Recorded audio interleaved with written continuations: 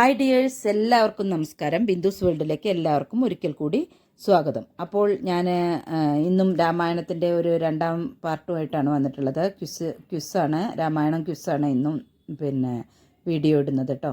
അപ്പോൾ ആദ്യത്തെ പാട്ട് ഞാൻ ഇട്ടത്, കാണാത്തവരുണ്ടെങ്കിൽ ഞാൻ ലിങ്ക് താഴെ കൊടുക്കാം.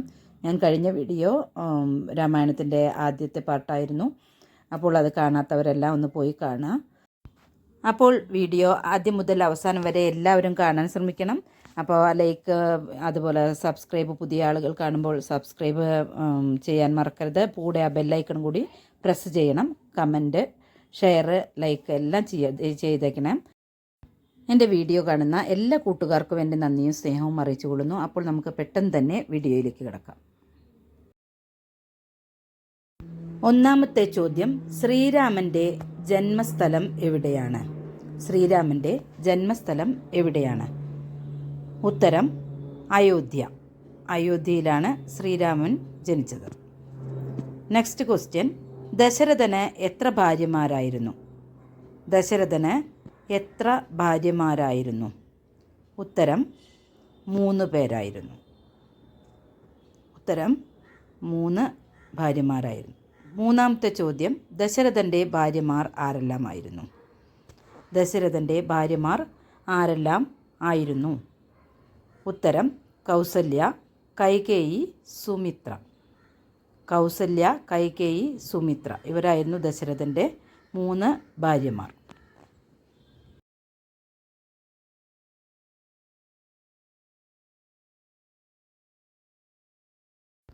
നാലാമത്തെ ചോദ്യം, കൈകേയിയുടെ മകൻ ആരാണ്? കൈകേയിയുടെ മകൻ ആരാണ്?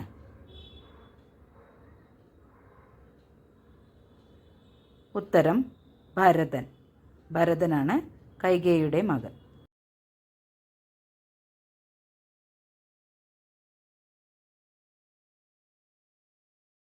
അടുത്ത ചോദ്യം, സുമിത്രയുടെ മക്കൾ ആരെല്ലാം? സുമിത്രയുടെ മക്കൾ ആരെല്ലാം? ഉത്തരം ലക്ഷ്മണൻ, ശത്രുഘ്നൻ.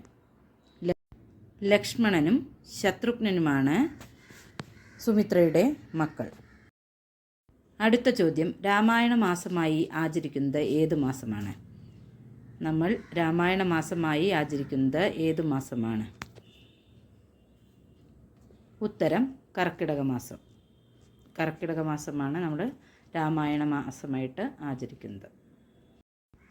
അടുത്ത ക്വസ്റ്റ്യൻ, ദശരഥ മഹാരാജാവിൻ്റെ രാജ്യം ഏത്? ദശരഥ മഹാരാജാവിൻ്റെ രാജ്യം ഏതാണ്? ഉത്തരം കോസലം.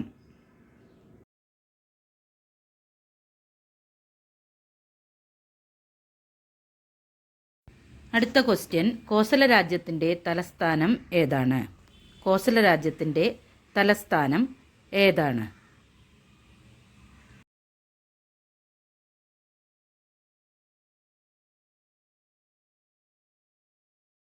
ഉത്തരം അയോധ്യ.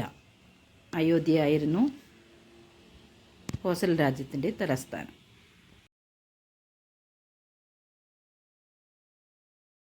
എട്ടാമത്തെ ചോദ്യം, വിദേഹ രാജ്യത്തിൻ്റെ രാജാവ് ആരായിരുന്നു?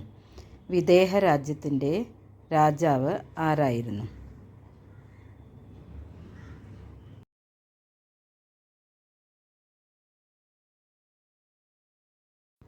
ഉത്തരം ജനകൻ. ജനക മഹാരാജാവായിരുന്നു വിദേഹ രാജ്യത്തിൻ്റെ രാജാവ്.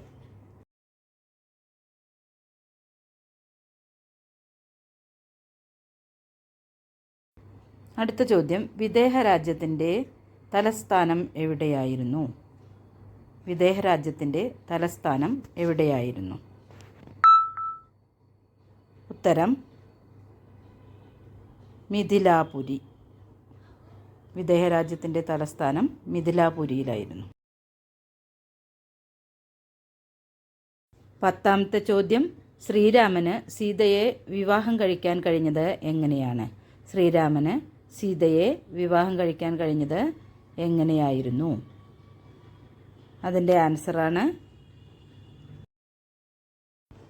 ത്രയംബകം എന്ന വില്ല് കുലയ്ക്കാൻ കഴിഞ്ഞതിനാലാണ് ശ്രീരാമന് സീതയെ വിവാഹം കഴിക്കാൻ കഴിഞ്ഞത്. ത്രയംബകം എന്ന വില്ല് കുലയ്ക്കാൻ കഴിഞ്ഞതിനാലാണ് ശ്രീരാമന് സീതയെ വിവാഹം കഴിക്കാൻ കഴിഞ്ഞത്.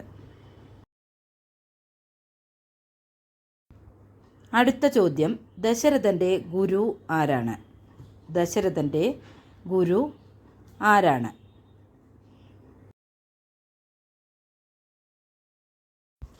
ഉത്തരം വശിഷ്ഠൻ. വശിഷ്ഠനായിരുന്നു ദശരഥൻ്റെ ഗുരു.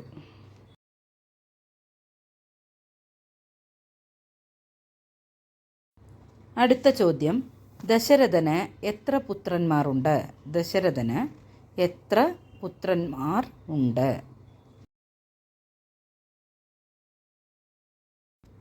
ഉത്തരം 4. 4 പുത്രന്മാരാണ് ദശരഥന് ഉള്ളത്.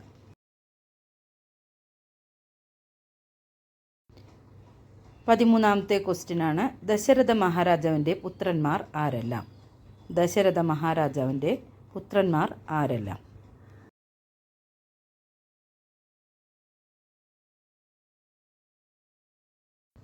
ഉത്തരം ശ്രീരാമൻ, ലക്ഷ്മണൻ, ഭരതൻ, ശത്രുഘ്നൻ. ശ്രീരാമൻ, ലക്ഷ്മണൻ, ഭരതൻ, ശത്രുഘ്നൻ ഇവർ 4 പേരുമായിരുന്നു ദശരഥൻ്റെ പുത്രന്മാർ.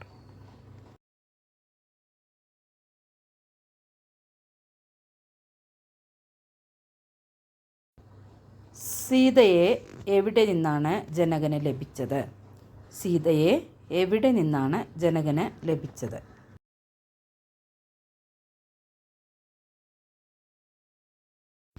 ഉത്തരം ഉഴവുചാലിൽ നിന്ന്. ഉഴവുചാലിൽ നിന്നാണ് ജനകന് സീതയെ ലഭിച്ചത്.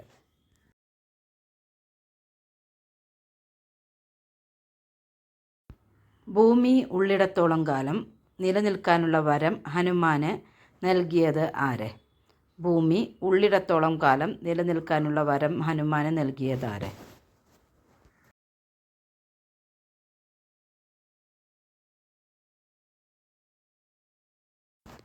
ഉത്തരം ബ്രഹ്മാവ്. ബ്രഹ്മാവായിരുന്നു വരം നൽകിയത്. ഹനുമാന് വരം നൽകിയത് ബ്രഹ്മാവായിരുന്നു. അടുത്ത ചോദ്യം, രാമൻ ഏത് യുഗത്തിലാണ് അവതരിച്ചത്? രാമൻ ഏത് യുഗത്തിലാണ് അവതരിച്ചത്?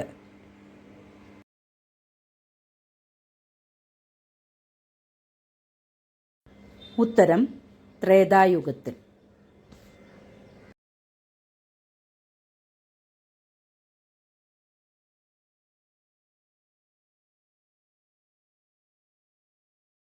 അടുത്ത ചോദ്യം, ശ്രീരാമൻ നടത്തിയ അശ്വത്തെ പിടിച്ച് കെട്ടിയതാര്? ശ്രീരാമൻ നടത്തിയ അശ്വമേധത്തിലെ അശ്വത്തെ പിടിച്ചു കെട്ടിയതാര്?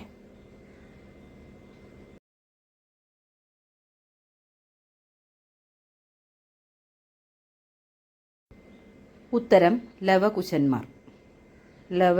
ലവകുശന്മാരാണ് അശ്വത്തെ പിടിച്ച് കെട്ടിയത്.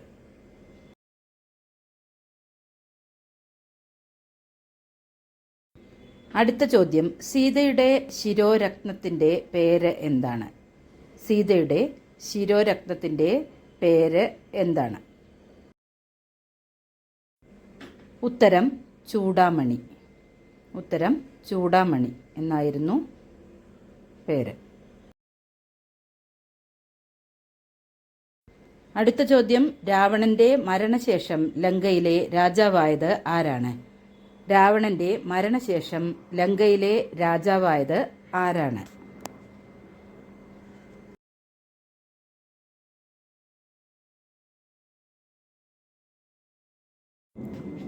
ഉത്തരം വിഭീഷണൻ. വിഭീഷണനായിരുന്നു രാവണന് ശേഷം ലങ്കയിലെ രാജാവായിരുന്നത്. അടുത്ത ക്വസ്റ്റ്യൻ, ശ്രീരാമൻ്റെ വില്ല് ഏതാണ്? ശ്രീരാമൻ്റെ വില്ല് ഏതാണ്?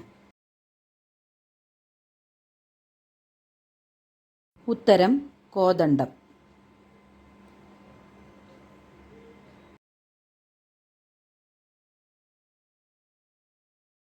അടുത്ത ചോദ്യം, കൈകേയിയുടെ രാജ്യം ഏത്?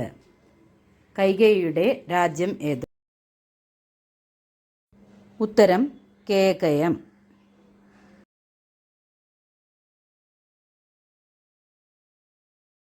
സുമിത്രയുടെ രാജ്യം ഏതായിരുന്നു? സുമിത്രയുടെ രാജ്യം ഏതായിരുന്നു? ഉത്തരം കാശി.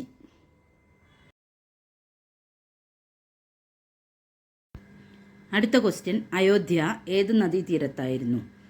അയോധ്യ ഏത് നദീതീരത്തായിരുന്നു സ്ഥിതി ചെയ്തിരുന്നത്? ഉത്തരം സരയൂ നദീതീരത്ത്. സരയൂ നദീതീരത്തായിരുന്നു അയോധ്യ സ്ഥിതി ചെയ്തിരുന്നത്. ശ്രീരാമൻ ജനിച്ച നാൾ ഏതാണ്? ശ്രീരാമൻ ജനിച്ച നാൾ അല്ലെങ്കിൽ നക്ഷത്രം ഏതാണ് എന്നാണ് ചോദ്യം. ഉത്തരം പുണർദം. ഭരതൻ ജനിച്ച നാൾ ഏതാണ്?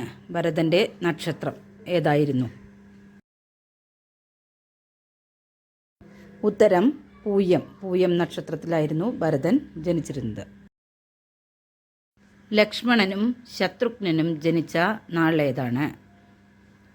ലക്ഷ്മണനും ശത്രുഘ്നനും ജനിച്ച നാൾ ഏതാണ്? ഉത്തരം ആയില്യം. ആയില്യം നക്ഷത്രത്തിലാണ് ലക്ഷ്മണനും വാൽമീകി മഹർഷിയുടെ പൂർവ്വനാമം എന്തായിരുന്നു?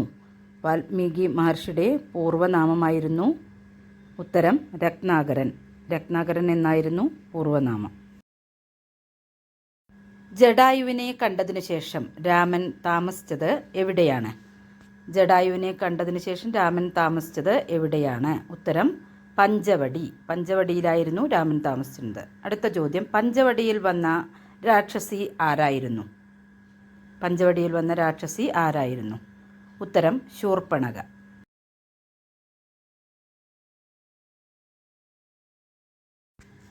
ശൂർപ്പണഖ ആരായിരുന്നു?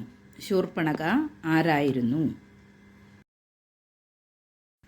ഉത്തരം രാവണന്റെ സഹോദരിയായിരുന്നു ശൂർപ്പണഖ.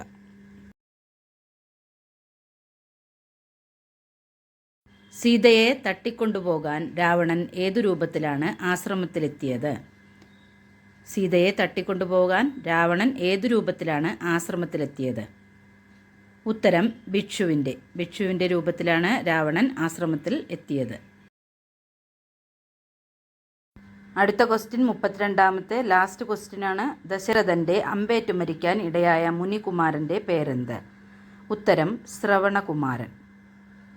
അപ്പോൾ ഈ ക്വിസ് ഇവിടെ സമാപിച്ചിരിക്കുകയാണ്. നിങ്ങൾക്ക് എല്ലാവർക്കും ഇഷ്ടമായാൽ ലൈക്ക് ചെയ്യുക, കമൻറ്റ് ചെയ്യുക, ഷെയർ ചെയ്യുക, സബ്സ്ക്രൈബ് ചെയ്യുക. വീണ്ടും നല്ല നല്ല വീഡിയോസുമായി ഉടൻ തന്നെ വരാം. Till then bye.